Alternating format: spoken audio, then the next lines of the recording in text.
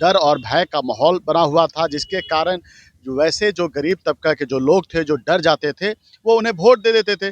जनमत तो उन्हें पहले भी कभी नहीं रहा है, वो डर और भय के माहौल के, क्योंकि ज़्यादातर उनका जो शासन रहा जंगल राज में रहा। बहुत सारा जल योजना है, बहुत सारा पैन है जो कि अभी तक जलोधार नहीं हुआ है। बहुत पुराने पुराने बड़की पैन हो चाहे नैली पैन हो, उद्योगपति वहाँ अपना निवेश कर सकते हैं, क्योंकि अभी बहुत सारे वैसे लोग हैं जो चाहते भी हैं निवेश करना, लेकिन सोचते हैं कि यहाँ डर का माहौल है, तो उसके कारण वो यहाँ से अपना रोजगार गया में ला के लगा देते हैं। बिहार में विकास की गंगा जो नीतीश कुमार जी पिछले 20 साल से बह रही है, वो कहीं ना कहीं अतरी में पीछे छूट गया था। अतरी में विकास नहीं हुआ है, करने वाला नहीं है।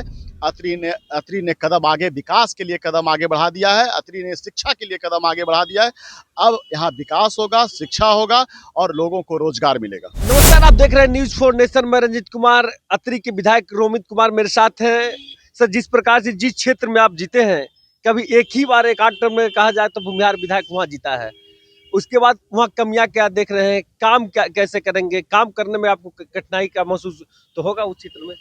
खास करके अतरी विधानसभा के लोगों को मैं धन्यवाद देता हूं कि उन्होंने जो मुझ पर विश्वास, आशीर्वाद और साथ दिया पूरे चुनाव में, जिसका परिणाम है कि अतरी लगभग 20-25 सालों के बाद जो एक ही परिवार के अंदर रहा था, उससे मुक्त हुआ है। वहाँ डर डर और भय का माहौल बना हुआ था, जिसके कारण जो गरीब तबका के जो लोग थे, जो डर जाते थे, वो उन्हें वोट दे देते थे। जनमत तो उन्हें पहले भी कभी नहीं रहा है, वो डर और भय के माहौल के, क्योंकि ज़्यादातर उनका जो शासन रहा जंगल राज में रहा, तो वो जंगल राज के अपने आप को प्रतीक भी मानते हैं। वो कहते भी थे कि यहाँ के क्षत्रिय हम हैं, जैसे कि अपने आप को वहाँ के अतरी का राजा मानते थे।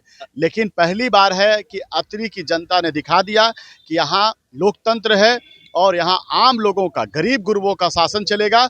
और जब मैंने ये नारा दिया तो लोगों को विश्वास हुआ, और ख़ास करके हमारे पार्टी के संरक्षक आदरणीय जीतन राम मांझी जी और डॉक्टर संतोष मांझी जी का वो क्षेत्र रहा है, महकार उनका घर है। तो लगातार 40 सालों से वो अतरी का सेवा करते रहे हैं, जबकि वहाँ से कोई वो उनका प्रतिनिधि नहीं था तब भी। तो लोगों को लगा कि जब जो आदमी बिना किसी प्रतिनिधि का इतना काम कर सकता है, तो जब उनका कोई पार्टी और उनका कोई आदमी वहाँ से चुनाव लड़ा, तो लोगों को एक विश्वास हुआ कि वो जब जीतेगा, उनका कैंडिडेट जब जीतेगा, तो अतरी का विकास होगा। अतरी में शिक्षा, अतरी में बहुत सारा जल योजना है, बहुत सारा पैन है जो कि अभी तक जलोधार नहीं हुआ है। बहुत पुराने पुराने बड़की पैन हो चाहे नैली पैन हो, तो इन तरह की कई मुद्दा हैं जिनको विशेष तौर पर देखने का मेरा आगे का प्लान है कि इसको सबसे प्रथम रूप से प्राथमिकता देते हुए किसानों को मानसून पर निर्भर न रहकर जो जो सिंचाई की पूरी व्यवस्था हो सकती है, उस व्यवस्था को आगे ले जाना है। अतरी में कोई भी डिग्री कॉलेज नहीं है, तो शिक्षा के लिए खास करके हमारी जो बहनें हैं उन्हें बाहर जाना पड़ता है।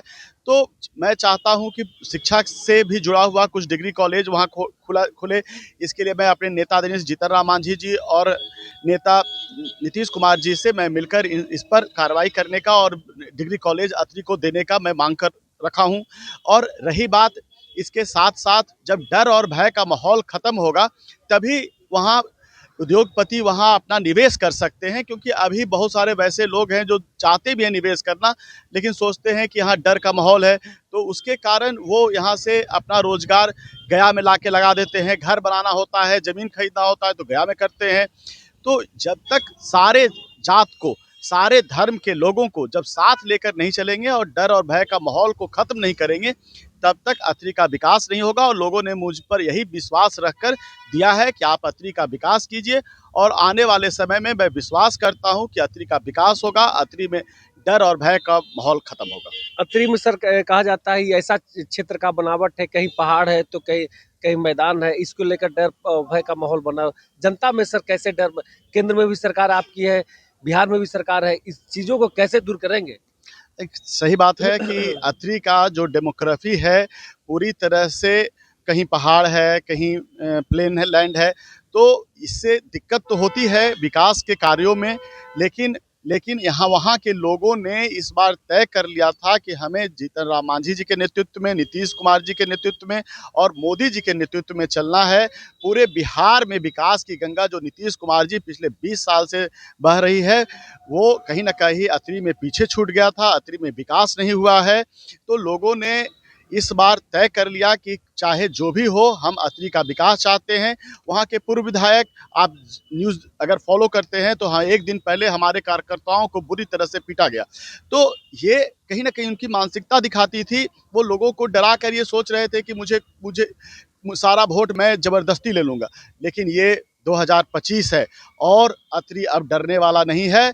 अतरी ने कदम आगे, विकास के लिए कदम आगे बढ़ा दिया है। अतरी ने शिक्षा के लिए कदम आगे बढ़ा दिया है। अब यहाँ विकास होगा, शिक्षा होगा और लोगों को रोजगार मिलेगा। क्या जो लोग के साथ अत्याचार किया गया तो गिन गिन के हिसाब करेंगे? नहीं, मैं इन सब बातों में विश्वास नहीं करता हूँ। मैं सारे समाज को साथ में लेकर चलूँगा। रही बात जो लोग कुछ गलत करते हैं तो उन्हें कानून के तरफ से जो भी प्रावधान है वो उस रूप से देखा जाएगा। बाकी मैं किसी का व्यक्तिगत न कोई दुश्मन हूँ, न कोई दोस्त हूँ। मैं सबके लिए समान रूप से, अतरी में अगर विधायक हूँ तो सारे लोगों को मैं चाहता हूँ कि एक प्लेटफॉर्म पर आकर अतरी के विकास में सब लोग, चाहे वो मुझे वोट दिए हैं या नहीं दिए हैं, इससे कोई फर्क नहीं पड़ता है।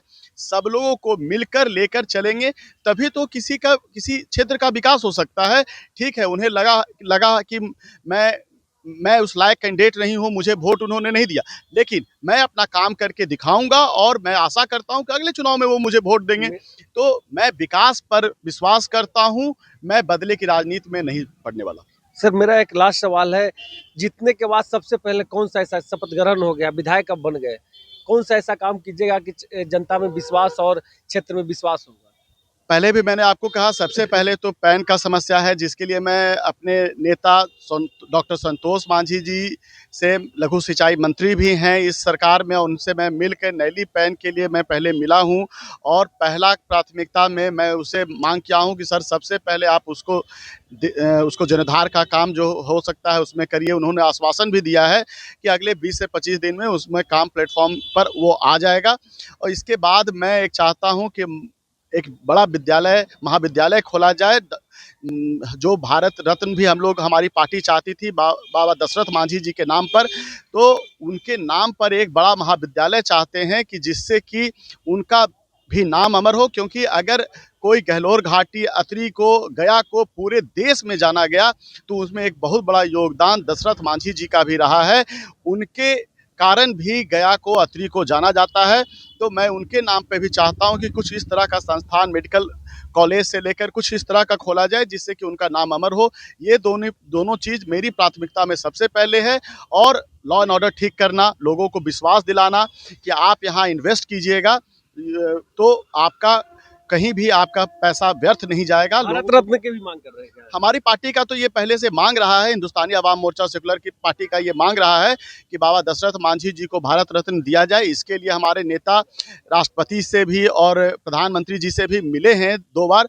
तो ये हमारी मांग तो हमारी पार्टी की मांग है, जिसका मैं भी समर्थन करता हूँ। बहुत बहुत शुक्रिया। साफ तौर से उन्होंने कहा कि भारत रत्न के दशरथ मांझी के नाम पर ही लगातार मांग कर रहे हैं और देखने वाली बात है कि इनकी मांग पर क्या सरकार सुनती है या नहीं। आप देख रहे थे न्यूज़4 नेशन, तब तक नमस्कार।